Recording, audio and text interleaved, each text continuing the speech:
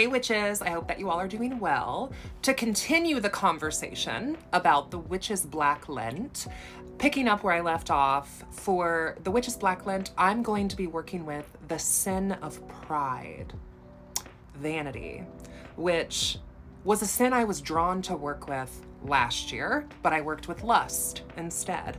Don't regret that. Wow, what a crazy experience that was. I'm excited to work with pride. I mean, eventually I would like to work with all of the sins, but I feel like pride is what I need to be working with at this time right now. So I mentioned in the last video a little bit about pride, but pride is thought to be the first sin. Pride is thought to be the oldest of the sin family, if you want to think of them as entities that are related. Pride is also one of the lowest layers in hell found within Dante's Inferno. Because of course, thinking that you could be remotely equal to the divine or committing acts of heresy is one of the gravest offenses to the war god that wants everyone to, give their souls to and feel bad about themselves and live in shame. Pride is something that if people are going to place themselves in positions of power, and we obviously cannot have people doing that. So creating humility and using humility as a weapon has been how we have turned pride into a sin. Now, pretty much the textbook definition of pride is an excessive amount of self-importance or adoration. And we all know someone who might match that description. Someone whose ego is a little too big, someone who's a little too full of themselves, right? For the exercise of working with sin as a magical current in the Black Lent, we're thinking about how we can embrace sin to empower us, and looking at the 7 heavenly virtues that are thought to kind of counteract the 7 sins in a more critical lens. So, how can humility, which is supposed to be the medicine for pride, how can humility be damaging?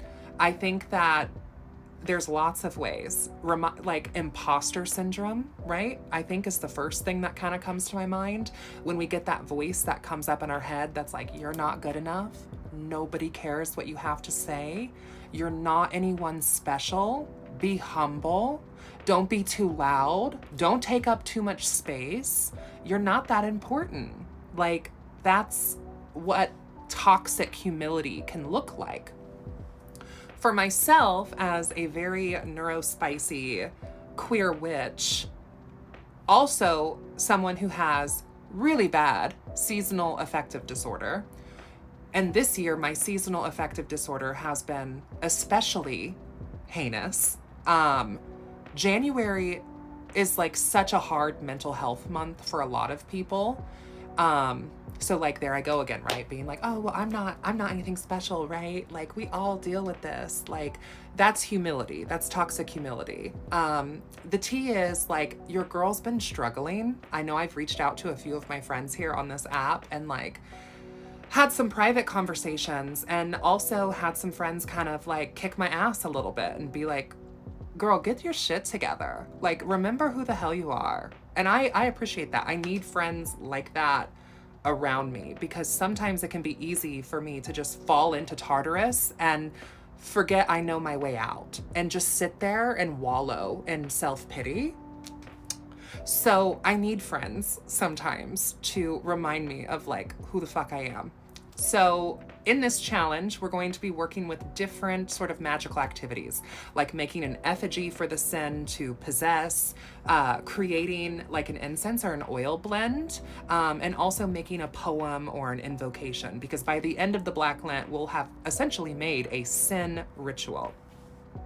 So with this, I'm, thinking about spirits classically that are associated with pride. And, the first one that comes to my mind is, of course, Lucifer and the story of the fall of Lucifer, because of Lucifer's pride, right? And there's different variations of that story. And I also think of Lilith, who was taking pride in herself and asserting herself as an equal. And I think of, in what ways can I draw strength and power in my own life by using pride as someone with clinical depression, with seasonal affective disorder? Well, one of the ways that it manifests in my life is my space becomes unmanageable. Dishes start piling up, my house gets messy, and I mean, it's embarrassing. And it gets to a point where I'm like, I am so overwhelmed, I don't even know where to start. Also, my depression manifests as like not taking care of myself. Little things like maybe not drinking enough water, not eating or binge eating, either way. And I feel like pride and the sin of pride can be a way for me to be like, I am worth taking care of. I'm worth taking my medication. One of my goals for this year in general is to just get outside more, per the recommendation of my therapist and my doctor. And there's a city park and a state park in my area. And one of my goals is throughout this year, I would like to walk all of the trails at those parks. Now, in relation to the Black Lent, and also fueling a bigger goal, which is getting outside more, there's a nature reserve park around the corner from my house that one of my Coven mates, good friend of mine, we kind of made like a pact that like we were gonna go every Monday and just walk the trail at this nature preserve. Even if we're walking for an hour, like even if it's just 1 hour of like we meet up, we get, have our coffee, our water, whatever, and we just go on a walk, we get some sun on our skin, we crawl out of our crypts and we socialize for just that 1 hour. I think that that's one way that I can incorporate taking more pride in myself, because if I can detach myself from my heart space and my emotions and look at this situation, or think about how I would talk to a friend in my situation, I would love on my friend and tell them that they're worth taking care of themselves and that it's okay to also have bad days, but we can't live there. And I feel like if I were to envision the spirit of pride as like a mentor sitting across from me, I see pride as like a fabulous, loud, proud, glamorous drag queen, and like a comedy drag queen who's like sickening and loves themselves and pushes the boundary of what's considered normal and taboo.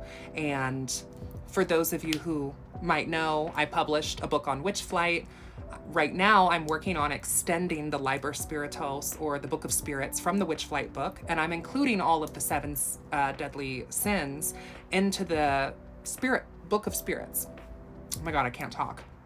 So vanity sin, I have like some art that I've made and some magical correspondences that I'll be sharing as we go through the Black Lent, but I can picture this spirit I've troped as vanity sin in my mind's eye, this fierce and powerful, outspoken, charismatic, flamboyant queen who I am going to be petitioning to step in and love on me, but also kick my ass into gear and remind myself of who I am and that I'm worth taking care of.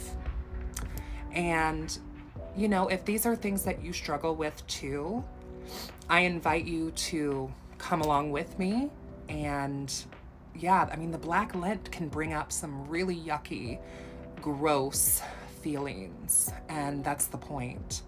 If you're not unpacking trauma, you might not be doing the Lent right. It's a purification, really. It's powerful subversion. So that's where I am with pride, and I will continue making videos throughout the Lent. Make sure to use the hashtag #WitchesBlackLent, and if you would like to see the schedule, you can find it on my Instagram, Jasmine_Ambrosia. And feel free to leave a comment. Let me know what you think of the Lent. Let me know if you're participating.